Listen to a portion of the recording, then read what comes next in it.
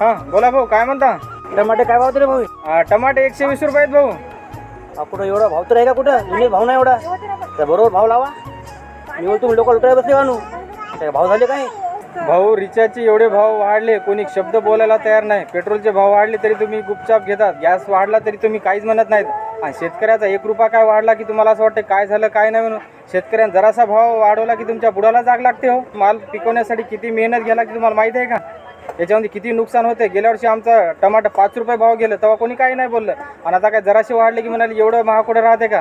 तुम्हाला पटलं तर घ्या, नाही कुठूनही घ्या. तुमचं खरं आहे बरं. माणूस रिचार्जसाठी विचार करत नाही आणि शेतकऱ्याच्या मालाला माणूस कमी जास्त भाव करते, हे बरोबर नाही. ठीक आहे, द्या 2 किलो द्या. शेतकऱ्याला सपोर्ट करावं. शेतकरी जर जगला तर सर्वच जगतील. मित्रांनो, व्हिडिओ जर आवडला असेल तर शेअर करायला विसरू नका. धन्यवाद.